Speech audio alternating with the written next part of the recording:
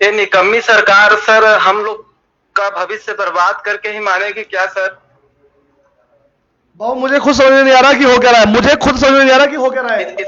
इतने मेहनत से पढ़ाई कर रहे हैं सर, कोई भी वैकेंसी सर ये करा नहीं रहे हैं सर, 2-2 साल 3-3 साल सर, कैसे कोई पढ़ रहा है सर, कितना फीस सर, कैसे रूम सर, कुछ ये लोग समझ नहीं रहे हैं सर, सिर्फ अपनी सुन रहे हैं, सिर्फ अपना देख रहे हैं सर, सिर्फ अपना चुनाव सर, जो मंदिर मस्जिद यही सब देख रहे हैं सर, इससे क्या भविष्य हम लोग का सुनिश्चित होगा? वही हम सरकार से पूछना चाह रहे हैं कि काम कैसे होगा।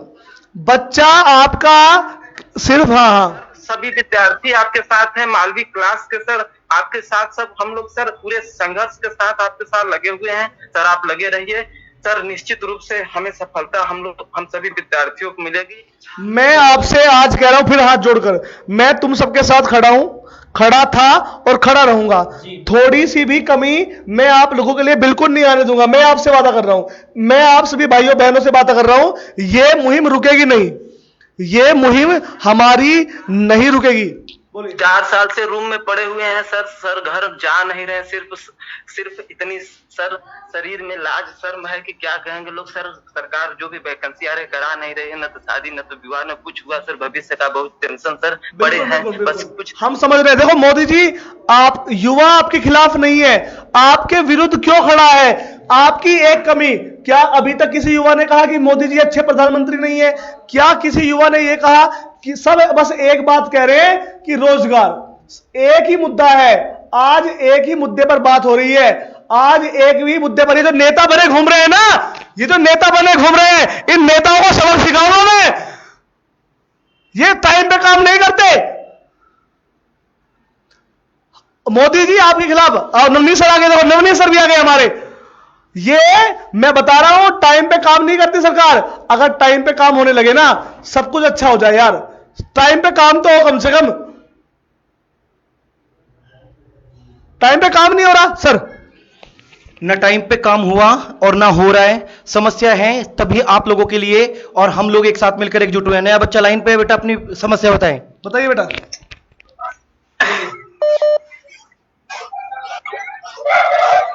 बोलिए बोलिए। सर मैं आपसे 2 बातें कहूंगा और वाईफाई स्टडी पर भी कहूंगा, बस मेरी बात सुनना ध्यान से। नहीं, किसी का नाम और नाम नहीं लेना, पूरा नाम नहीं लेना किसी का, समझ रहे हैं? ठीक है। पहली बात, मेरी प्रॉब्लम यह है कि उत्तर प्रदेश एटा से हूं मैं, उत्तर प्रदेश एटा से हूं, और दिसंबर 2018 में न्यू वैकेंसी आई थी 69,000 शिक्षक भर्ती की, ठीक है, और 69,000 शिक्षक भर्ती की, और जो उत्तर प्रदेश सरकार है उसने आज 2020 में, मैं आपसे बात कर रहा हूं, सितंबर में, अभी तक उस भर्ती का कोई भी नामो निशान नहीं हुआ है सर, ठीक है सर। दूसरी बात ये मैं बताना चाहूंगा आपको कि अगर ये सरकार, केंद्र सरकार या राज्य सरकार ये समझ रही है कि हम तानाशाही हैं, तो ये राजगुरु भगत सिंह जैसे देश है, ये तख्त भी बदलना जानते हैं और ताक बदलना जानते हैं। ये ध्यान रखें, ये युवाओं की इतनी हुंकार बढ़ गई है इस अंदर कि समझ नहीं सकते हो, ठीक है। 3 मिलियन लोगों ने ट्रेंड किया है कल, 3 मिलियन, अभी एक दिन हुआ 3 मिलियन को, अभी 20 दिन अभी 20 दिन और देखिए कितना ट्रेंड होगा। करोड़ों लोग ट्रेंड करेंगे इस ट्विटर को। और मैं मीडिया पे बोल रहा हूँ, ये जो मीडिया है, मीडिया आज तक रोजगार की कभी बात नहीं करती है, सब मीडिया पे। तुम्हारा खून नहीं पानी है, सुन लो इस बच्चे की बात। जितने भी लड़के इस मीडिया को देख रहे हैं वो सब इसको बॉयकॉट करो, इसको अनलाइक करो, सब इस साले को सबको अनलाइक करो, समझ रहे हो सर? बिल्कुल बेटा, अरे बात समझ रहे हैं, आपकी प्रॉब्लम को समझ रहे हैं। दूसरी और बात बता रहा हूं आपसे, ये जो धमकी दी जा रही है कि चैनल ब्लॉक करा देंगे, सर आपका नाम, ये फेस है ना, ये फेस जिस यूट्यूब पर ले आओगे आप, उसी यूट्यूब पर ही आ जाएगा फेस। एक छोटा सा चैनल बना लोगे, उसी पे लाखों करोड़ों मिलियन हो जाएंगे अगर आप अच्छा काम करोगे तो। कोई आपको धमकी दे रहा है ब्लॉक करने की, देने दो, डोंट माइंड, लेकिन आप अच्छा काम कर रहे हो सर, बिल्कुल अच्छा काम कर रहे हो। हम लोगों ने ठान लिया है, कुछ भी हो जाए हम हर चीज झेल लेंगे, हम गलत नहीं होने देंगे तुम्हारे साथ, हम देख लेंगे, हम हर चीज देख लेंगे, हम तुम्हारे साथ गलत नहीं होने देंगे, बस ये हम कह रहे हैं आप लोगों से। आप निश्चित, और इस बच्चे ने बहुत सही बात करी, बाइकआउट करो उन चैनलों का जो तुम्हें लूटते हैं लेकिन तुम्हारे लिए आज आवाज नहीं उठा रहे हैं। ये लो देखो, ये समन पत्र, ये आप देखिएगा सर, ये वो शर्तें हैं मेरे प्यारे विद्यार्थियों, ये वो कंडीशंस हैं जो मैं एक बार बिल्कुल रेडी हम हैं। एक एक बात बोलेंगे, एक बात बोलकर आपको सुना देते जो हैं। बच्चे, कुछ लोगों को लग रहा है कि ये कमल मालवीय बकवास कर रहा है, ये नवनीत रहवाल कुछ कर नहीं रहे हैं, ये कुछ काम नहीं कर रहे हैं। आप लोगों की आवाज सीएम ऑफिस तक, पीएम ऑफिस तक और पूरे देश तक पहुंचाने के लिए आप लोगों के लिए जो मांग रखी है वो मांग मैं बोल के सुनाता हूं, सुनिएगा ध्यान से। मांग को 2-2 3-3 बार रिपीट करेंगे ताकि आप ध्यान से सुने और इस वीडियो को ना तुम्हें लगे कि हम तुम्हारे लिए काम कर रहे हैं। शेयर इतना कर दो कि सब YouTube चैनल तक पहुंचे, सब मालवीय क्लास के साथ खड़े हो जाए। केवल YouTube से, ट्विटर से काम नहीं चलेगा, ये जरूरी है लेकिन ये 50% है। हमें सड़क पर आना होगा, अध्यापकों को, हमें डीएम तक, विधायक तक, सांसद तक, योगी सीएम तक, पीएम तक, हर आदमी तक अपनी बात पहुंचानी पड़ेगी, तब जाकर काम चलेगा, अन्यथा नहीं। वरना हम 3-4 दिन तो तड़पड़ाएंगे। आपको याद होगा 1857 की क्रांति, 1857 की क्रांति सर कुछ दिन चली, हाँ। फिर बंद हो गई, क्योंकि एकता का अभाव था, ना कोई नेता था, ना कोई लीडर था। आज आपके सभी अध्यापक आपके नेता भी बन रहे हैं। मालवीय क्लासेस आप सबके साथ खड़ा है, आप चाहो आप आगे आओ, और आप आगे नहीं आ सकते हम आगे आएंगे। आपको सोशल नेटवर्किंग साइट से और जब आपकी आवश्यकता होगी बता दिया जाएगा। रात 8 बजे, बिल्कुल रात 8 बजे तुम्हें बताएंगे कि हम क्या चाहते हैं, तुमसे क्या करना है तुम्हें। रात 8 बजे मैं कह रहा हूं लंका लगा दो, लंका लगा दो उन सभी की जिसने लूट के खा लिया, लंका लगा दो उन सभी की जिसने रोजगार छीन लिया, लंका लगा दो उन सभी की एक एक शर्त हम पढ़। क्यों नहीं आ रही है? अरे पूछा तो मोदी जी से जाएगा बच्चों। चलिए अगला क्वेश्चन लेते हैं। बताइए। हेलो सर, मैं नितेश कुमार बोल रहा हूं सर, बिहार पूर्वी चंपारण से सर। नितेश जी सर देखिए सर, हम कितने दिनों तैयारी कर रहे हैं सर। देखिए ये मेरा सारी बुक है जी। लगभग मुझे कंपटीशन लाइन में घुसे हुए लगभग 6 साल हो गया सर। ओके। और जिस समय मैं रेलवे का तैयारी करना शुरू किया उस समय भाजपा की सरकार बन गई। और इतिहास उठाकर देख लीजिए, जिस समय भाजपा की सरकार बनी हुई है, अटल बिहारी वाजपेयी से लेकर मोदी सरकार तक, इन निकम्मी सरकार है। रोजगार देती नहीं है, जो बनी हुई है रोजगार उसको भी बेरोजगार करने के बाद तुला हुआ है। निजीकरण के लिए लड़ रहा है, निजीकरण कर देंगे।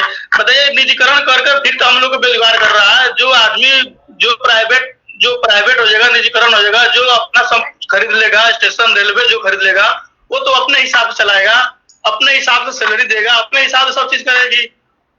उसमें सरकार हस्तक्षेप नहीं करेगी, नहीं कोई पब्लिक उस पर बोलेगा भाई तुमको जॉब करना है जॉब करो, नहीं करना है तुम अपने जाओ। तो हम लोग तैयारी कर क्या करेंगे, हम लोग पढ़ कर क्या करेंगे? इससे अच्छा हम लोग नक्सलाइट बनकर रहेंगे। वही तो बच्चा कह रहा है, देखो बच्चा कह रहा है नक्सलाइट बन जाएंगे। नहीं बाबू, पहले तो आपको ये नहीं करना है। हम आपके मुद्दे तक रखेंगे, आप एक बार लोकतंत्र पे विश्वास रखिए। देखिए बच्चा क्या कह रहा है, अरे जब तुम रोजगार नहीं दोगे बच्चा गलत कदम उठाएगा।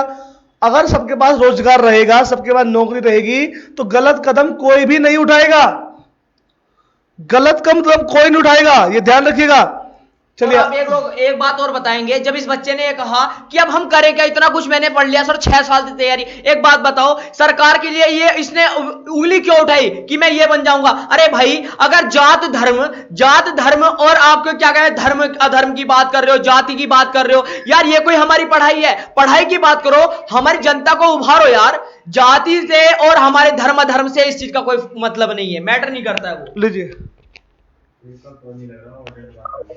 बोले जय हिंद सर। जय हिंद। सर मैं विकास यादव सर, उत्तर प्रदेश जौनपुर से सर बोल रहा हूँ। यादव जी सर मेरा ये हाल है कि एकदम सर इस समय महामारी में सर जो बेरोजगारी है इसकी वजह से बहुत बुरी हाल हो चुकी है सर इसके लिए कुछ किया जाए सर ये सरकार जब आई थी बोली थी कि 2 करोड़ रोजगार देंगे सर। यहाँ ये हाल है कि खाने के लिए मर रहे हैं सर। इसमें हम सर इलाहाबाद रूम लेकर रहते हैं सर, वहाँ सर भाड़ा देने के लिए 35,000 रूम का रेंट हो चुका सर। घर वाले गाली देकर भगा दे रहे हैं सर। बहुत बुरी हाल है सर, इस समय खाने के लिए कुछ नहीं है इस समय महामारी में सर। इसके लिए सर कुछ आप करिए सर। इलाहाबाद रह के सर जो है कि तैयारी कर रहे हैं, अब वैकेंसी आ नहीं रही है तो सर क्या हाल होगा? अब इस बच्चे की बात सुनी आप लोगों ने, बच्चों आप लोगों ने इस बच्चे की बात सुनी। अब आप खुद सोचिए कितना परेशान है यार, जो बच्चा बाहर रहता है, दूसरे शहर में रहता है, खाने का खर्चा, पीने का खर्चा, घर वाले ना, आपके घर वाले कितने भी मालदार हैं, लेकिन एक समय तक पैसा देते हैं आपको, फिर पैसा देना बंद कर देते हैं घर वाले, है ना। मैं इस मुद्दे पर बात करूंगा, पहले इस बच्चे की बात ले लेते हैं। बोले बेटा। पहले तो एक मिनट, एक बच्चा कह रहा है खाने को नहीं है तो मर जाओ। यार कैसे कैसे बच्चे हैं। चलो इन बच्चे, जिस बच्चे ने कहा उस बच्चे के लिए एक बात बताता हूं। अभी क्या हुआ, जब ट्विटर पे टैग हो रहे थे तो एक बच्चे ने जब टैग किया ना, तो उस पर एक स्पेलिंग गलत होगी, तो सरकार ने उसे पता ही क्या कहा कि जब इन पर स्पेलिंग सही करनी नहीं आती, स्पेलिंग से लिखना नहीं आता, तो बताओ ये क्या परीक्षा पास करेंगे। बताओ, तुम्हें इतना बड़ा वो लांछन लगा दिया कि एक अक्षर गलत होने पर ये कह दिया कि नौकरी क्या लेंगे, नौकरी क्या लेंगे। इन्हें तो ये भी नहीं पता कि इसकी स्पेलिंग क्या होगी। बताइए, सोचिए। तो भैया यहां पर तुम्हें लड़ाई अपनी खुद करनी पड़ेगी। और जो ये तुम देख रहे हो ना बच्चों को, तुम उल्टा सीधा कर रहे हो, मुझे पता है ये सब अंधभक्त हैं, अंधभक्त, ये अंधभक्त है। देखो ना मैं चमचा हूं ना अंधभक्त हूं, मैं बेरोजगार हूं, मैं कहता रहूंगा मैं बेरोजगार हूं। जब तक मेरे बच्चों को रोजगार नहीं मिलेगा मैं बेरोजगार हूं। चलिए क्वेश्चन लेते हैं बच्चे का। बोलिए बेटा। सर मैं प्रदीप गोयल बोल रहा हूँ मध्य प्रदेश से। जी बोलिए बेटा। सर मध्य प्रदेश में 2017 से पुलिस की वैकेंसी नहीं है, ये सरकार क्या कर रही है भाजपा। वही तो मुझे समझ में आ रहा कि राज्य सरकार भी वैकेंसी नहीं निकाल रही है। सबको बीएड के पेपर कराने हैं, सबको रीट के पेपर कराने हैं, सबको पेपर कराने वो वाले जहां पर इन्हें पैसा मिलेगा। इन्हें पैसा कमाना है केवल, इन्हें बच्चों के रोजगार की तो सुननी ही नहीं है।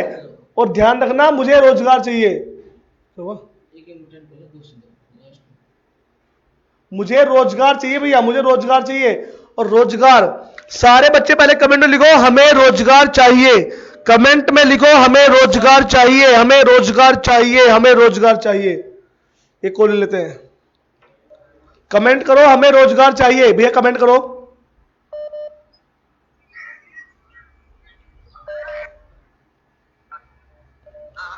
जी बोलिए। नमस्कार। नमस्कार सर, ग्रुप डी की तैयारी कर रहा हूँ मैं। जी इसकी वैकेंसी कब आएगी सर? ये वैकेंसी भी नहीं आ रही, आगे तैयारी रखूं या छोड़ दूं? देखो हालत कहां तक आ गई है, ये कह रहा है कि सर आगे कोई वैकेंसी आएगी। हे 56 इंच सीने वाले युग पुरुष, हे पुरुषोत्तम, दोबारा से कल युग में भी राम राज्य लाने वाले, हे रामावतार, हे आदरणीय प्रधानमंत्री श्री नरेंद्र दामोदर दास मोदी, हे चौकीदार, पूछता है आपसे देश के बेरोजगार कि कब मिलेगा हमें रोजगार। आप तो हमेशा अपनी मन की बात करते हैं, कभी उस मन की बात में अपने मुखारविंद से इस बेरोजगारों की भी बात कर लीजिए। हम आपसे नहीं तो किससे पूछेंगे? आप तो हमसे कहते हैं कि मेरा क्या है, मैं तो फकीर आदमी हूं जी, झोला लेके चल पड़ूंगा। ठीक है, आप झोला लेके निकल जाइएगा, आप झोला लेके चल जाइएगा, लेकिन हे महाशय, हे महोदय, हम कहां जाएंगे? हम कहां जाएंगे अपने मां बाप के उम्मीदों को छोड़कर? हम कहां जाएंगे अपने बाबूजी को उम्मीदों को छोड़कर, जिन्होंने अपना खेत गिरवी रख करके, अपना खेत बेच करके, अपने नमक रोटी खा करके हमें बाहर रख करके पढ़ाया, तैयारी कराया, इसी उम्मीद में कि हमारे बबुआ के नौकरी लग जाएगा तो मेरा सारा दुख तकलीफ दूर हो जाएगा। हम कहां जाएंगे उस मां की उम्मीदों को छोड़ करके, जिस मां का कंगन अभी भी उस लाला के यहां रखा गया है इसी उम्मीद पे कि हमारे बबुआ के नौकरी लगेगा और फिर सब कुछ ठीक हो जाएगा, उसके बाद सुख करेंगे। अभी थोड़ा दुख काट लेते हैं, मेरा बाबू पढ़ रहा है। हम कहां जाएंगे उन लोगों को छोड़ करके, उन रिश्तेदारों को छोड़ करके जो हमसे मिलते हैं तो हर बार यही पूछते हैं, का बबुआ कुछ में रिजल्ट आई है? हम उनको क्या जवाब दें, कैसे जवाब दें कि हम तैयारी तो कर रहे हैं, यहां रिजल्ट की बात कौन करे? फॉर्म भरा जाता है, यहां एग्जाम नहीं हो जाता है, एग्जाम नहीं होता है। हम युवाओं को केवल राजनीति, हम युवाओं को केवल वोट बैंक समझा जाता है। चुनाव से पहले वैकेंसी दे दिया जाता है ताकि हम युवा खुश हो जाएं और आपको प्रधानमंत्री बना दें, और आपके प्रधानमंत्री बनने के बाद पता ही नहीं चलता है कि कब एग्जाम होगा, या कोई फॉर्म भी भराया था, हमारी कभी बात ही नहीं करते आप। हम कैसे उनको जवाब दें, उन रिश्तेदारों को, कि एग्जाम ही नहीं हो रहा है, इसमें हमारा कोई कसूर नहीं है। आप क्या समझिएगा एक बेरोजगार का दर्द? एक 4x4 के कमरा में दाल भात चोखा खा के जीवन बिताने वाला, पूरा रूम में जीके जीएस का पोस्टर साट देने वाला, रात दिन एक करके पढ़ने वाला, किसी तरह से जीवन जीने वाला आदमी बस एक ही उम्मीद के लिए तैयारी में लगा रहता है कि एक दिन नौकरी लगेगा और सब कुछ ठीक हो जाएगा। लेकिन ऐसा नहीं होता है। आपके एक बार कहने से कि मैं चौकीदार हूं, आपके एक बार कहने से कि मैं भी चौकीदार हूं, हम सब ने, पूरा भारतवर्ष ने कहा कि मैं भी चौकीदार हूं, सब लोगों ने कहा कि मैं भी चौकीदार हूं। लेकिन अभी पूरा देश कह रहा है मैं बेरोजगार हूं, पूरा देश कह रहा है मैं बेरोजगार हूं, हर युवा कह रहा है मैं बेरोजगार हूं। क्या इन युवाओं की आवाज आपके कानों तक नहीं पहुंच रही है? आपके एक आदमी के कहने से पूरा देश कहा कि मैं चौकीदार हूं, अभी पूरा देश कह रहा है मैं बेरोजगार हूं, फिर भी आप नहीं सुन रहे हैं, या हमारी आवाज आपके कानों तक पहुंच रही है लेकिन आप सुनना नहीं चाह रहे हैं। हम क्या समझें?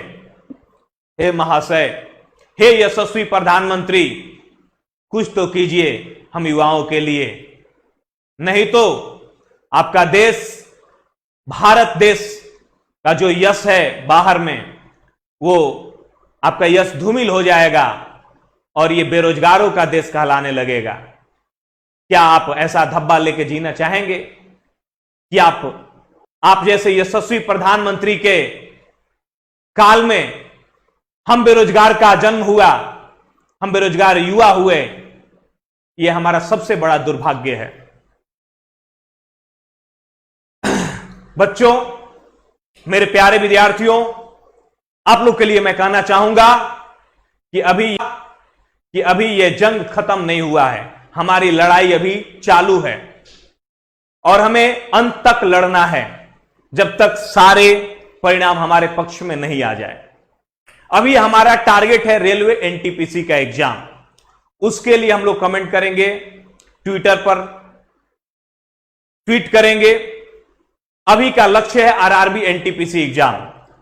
तो आप लोग से अनुरोध है कि कल शिक्षक दिवस के दिन हम शिक्षकों का आपसे बस यही तोहफा चाहिए कि कल शिक्षक दिवस के दिन सब लोग इतना ट्वीट कीजिए कि आपका ट्वीट 2 करोड़ के पार कर जाए। और इस बार का ट्वीट है आपका, मेरे प्यारे विद्यार्थियों, इस बार का ट्वीट है #RRB एग्जाम डेट्स। यही ट्वीट करना है, #RRB एग्जाम डेट्स। ठीक है, अभी हम लोग एक लक्ष्य रखेंगे, उसमें सफलता मिलेगी, फिर दूसरा लक्ष्य रखेंगे। हमारा यह आंदोलन सफल हो रहा है, हमें छोटी छोटी सफलताएं मिल रही है, इसमें आप लोग का बहुत बड़ा योगदान है। लेकिन अभी भी बहुत सारे बच्चे इससे नहीं जुड़े हैं। आप सभी बच्चों से अनुरोध है कि सब लोग जुड़िए और अपने शिक्षक को भी कहिए कि वो लोग भी जुड़े। ठीक है, तो कल के दिन याद रखना, भूलना नहीं, 5 सितंबर 11 बजे से कल का ट्वीट रहेगा हमारा आरआरबी एग्जाम डेट्स। ठीक है, धन्यवाद। यहीं तक रखते हैं और कहेंगे आप लोगों के लिए कि हंसते रहे आप हजारों के बीच में, जैसे हंसता है फूल बहारों के बीच में, रोशन हो दुनिया में इस तरह जैसे होता है चांद सितारों के बीच में। हम जरूर जीतेंगे, हौसला रखिए। धन्यवाद। भारत माता की जय। वंदे मातरम। नमस्कार, मैं हूं प्रज्ञा मिश्रा और आप देख रहे हैं उल्टा चश्मा UC। पकौड़ी रोजगार, वोकल फॉर लोकल, आत्मनिर्भर बनाते बनाते, मोर नचाते नचाते, ताली बजाते बजाते और देसी नस्ल के कुत्ते पालते पालते विकास की लंका लग गई है। सरकार ने इसे एक्ट ऑफ गॉड बताया है, मतलब भगवान की मर्जी। कहा गया था कि जीडीपी को डबल डिजिट में लेकर जाएंगे, 5 ट्रिलियन की इकोनॉमी बनाएंगे। अब सरकार का डबल डिजिट वाला सपना पूरा हो चुका है, विकास -23 की गर्त में है। शाम को सरकारी संध्या भजन उस कार्यक्रमों में चीन को घुसकर पीटने और उड़ा देने की मन घड़ंत कहानियां बनाने वाले चैनल आपको ये कभी नहीं बताएंगे कि जिस चीन ने पूरी दुनिया में कोरोना फैलाया उसकी विकास दर +3.2 है, वियतनाम की +0.4% है, ताइवान की -0.6% है, साउथ कोरिया की -2.9% है, इंडोनेशिया की -5.3% है, जापान की -9.9% है, थाईलैंड की -12.2% है, सिंगापुर की -13.2% है, मलेशिया की -17.1% है और हम हैं सबसे नीचे यानी -23.9%।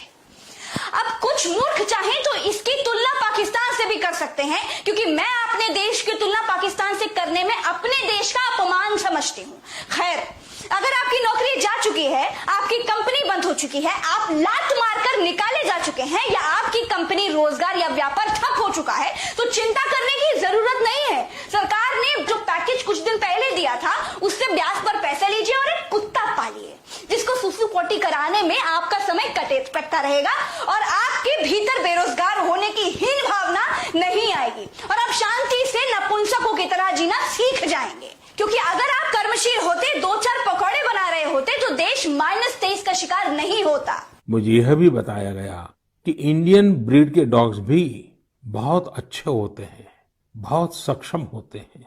इंडियन ब्रीड्स में मुधोल हाउंड है, हिमाचली हाउंड है, ये बहुत ही अच्छी नस्लें हैं। राजपलायम, कन्नी, चिप्पी पराई और कोम्बाई भी बहुत शानदार इंडियन ब्रीड्स हैं।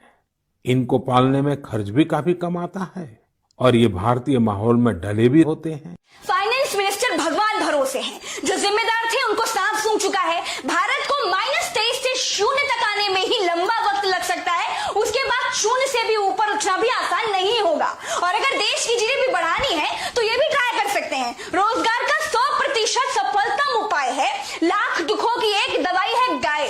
कोरोना हो जाए, गोबर लगा लो, मूत्र पी लो और रोजगार चाहिए तो भी यही सर्वोत्तम मार्ग है। हर घर में गाय होना चाहिए, तो अपने आप दूध 50 रुपये लीटर है यहाँ, तो एक गाय पाल ले। कोई ग्रेजुएट है, बीए पास है, नौकरी के लिए घूमता रहता 10 साल से, और 10 साल वो गाय पाल लेता तो अपने आप 10 लाख का उसके पास बैंक बैलेंस तैयार हो जाता। आप करिए जो ठीक लगे, लेकिन एक बात बता देती हूँ, कोरोना एक्ट ऑफ गॉड है लेकिन देश की दुर्दशा एक्ट ऑफ सरकार है। किसके कहने पर आपने सुपर फ्लॉप नोटबंदी की, किसके कहने पर आपने रातों रात देश बंद कर दिया, किसके कहने पर आपने महामारी के पीक पर लॉकडाउन हटा लिया। एक झटके में 12 करोड़ लोग सड़क पर आ गए, सिर्फ 10,000 केस थे तब, अब 33 लाख हैं तो लॉकडाउन हटा लिया। केवल खेती ने देश को बचा रखा है जिसकी दर 3 है, बाकी सब -30 से -50 है। मोर नचाइए, कुत्ता पालिए, गाय पालिए, क्योंकि अब यही आपको विश्वगुरु बनाएगा। चलती हूँ, राम राम। रेलवे का इतिहास रहा है मान्यवर कि रेलवे ने देश की तरक्की में अपनी महत्वपूर्ण भूमिका निभाई है, रेलवे ने देश के विकास में अपनी महत्वपूर्ण भूमिका निभाई है। लेकिन उस रेलवे के साथ आज सरकार क्या कर रही है, इसके बारे में हमें गंभीरता पूर्वक विचार करना पड़ेगा। माननीय मंत्री जी यहां पर बैठे हैं। अभी पिछले कुछ दिनों पहले कहा गया साहब 150 ट्रेनें निजी हाथों में दी जाएंगी, 50 प्लेटफॉर्म निजी हाथों में दिया जाएगा।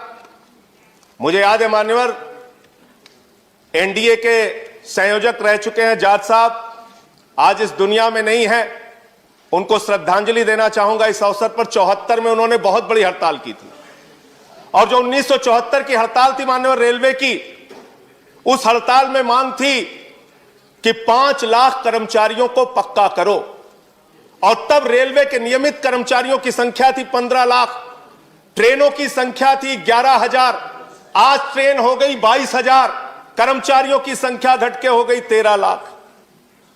74 से आज कर्मचारी हम नहीं बढ़ा पाए, रोजगार हम नहीं बढ़ा पाए। तकनीक हम बढ़ाने का दावा करते हैं, लेकिन उस तकनीक से लोगों को रोजगार की वृद्धि कितनी हुई है हम नहीं बता पाए। निश्चित रूप से दुर्घटनाओं का जिक्र अभी हुआ, उसमें कुछ कमी आई है, अच्छी बात है, लेकिन ये सब कुछ निजी हाथों में करने पर आमादा क्यों रहते हैं आप?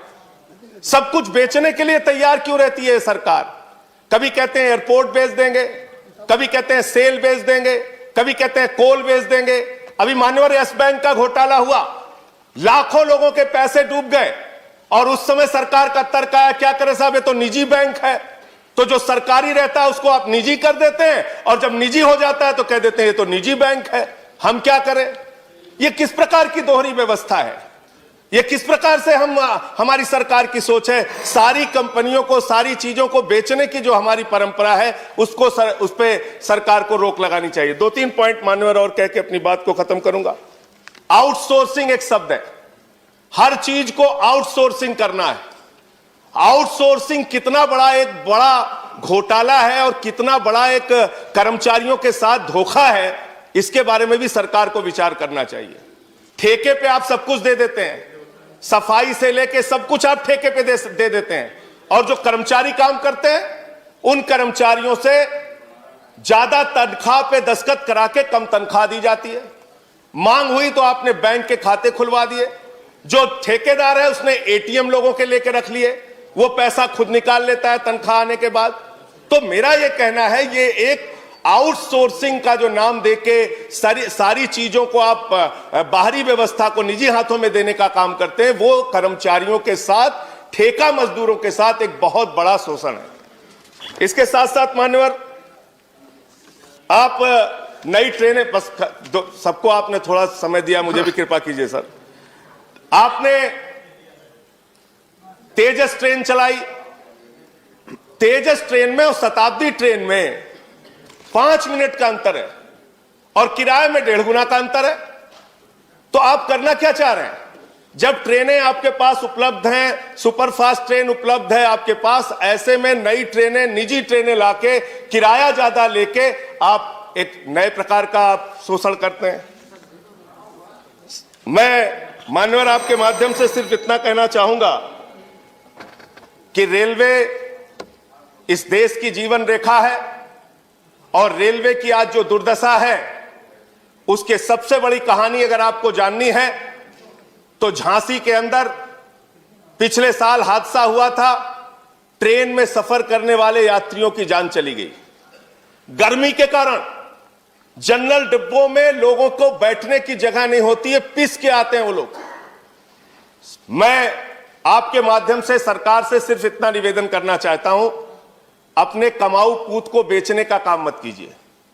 आपका अगर कोई लड़का मेधावी है, तेज है, अगर हाई स्कूल में अच्छा नंबर पाया, इंटर में थोड़ा कम नंबर पाया, बीए में थोड़ा अच्छा नंबर पाया, एमए में थोड़ा और कम पाया, तो उसको चौराहे पे आप खड़ा करके नीलाम मत कीजिए, उस व्यवस्था को ठीक करने का काम कीजिए। रेलवे के कर्मचारियों पर भरोसा कीजिए, रेलवे को आगे बढ़ाने के लिए रेलवे कर्मचारियों को साथ में लेके जो सेवा अब तक वो करते आए हैं इस देश की, वो करने का काम कीजिए। रेलवे को हर चीज को निजी हाथों में बेचने की जो आपकी सोच है, उस सोच पर रोक लगाइए। मैं सिर्फ यही कहना चाहता हूं कि अगर आपको ठंड लगी है तो घर का किवाड़ा निकाल के उसको आग में जला के तापने का काम मत कीजिए। ये इसी प्रकार की व्यवस्था और इसी प्रकार की कार्रवाई आपकी है जो सारे सरकारी विभागों को आप निजी करते जा रहे हैं। बहुत बहुत धन्यवाद। श्री प्रफुल्ल, कुछ मान्य सदस्यों ने एम्प्लॉयमेंट की भी बात की और कुछ ने कहा कि SC ST के भी आंकड़े चाहिए थे, तो मुझे सूचित करते हुए खुशी है कि 2018 और 19 के बीच हमने 1,18,930 लोगों को नई नौकरियां दी है। उसमें शेड्यूल्ड कास्ट 17,901 है, शेड्यूल्ड ट्राइब 9,196 है, OBC 30,139 है। तो जब तक ये प्रोसेस शुरू हो गया था तब तक इकोनॉमिकली वीकर सेक्शन का प्रावधान नहीं हुआ था, वो प्रधानमंत्री मोदी जी की सरकार ने सदन से पारित कराया 2018 में। अब जो अगली भर्ती है उसमें इकोनॉमिकली वीकर सेक्शन के लिए भी 10% रिजर्व किया जाएगा। दिव्यांगों को भी 1680 नौकरियां रेलवे दे पाया है और मैं समझता हूं कि हर प्रकार से भारतीय रेल इस देश में युवा युवतियों के उमंग और उत्साह को रिस्पेक्ट करता है। आगे चल के हमने नई भर्ती का प्रोसेस भी शुरू कर दिया है, उसके लिए टेंडर करना, एजेंसी ढूंढना वगैरह वो शुरू हुआ है।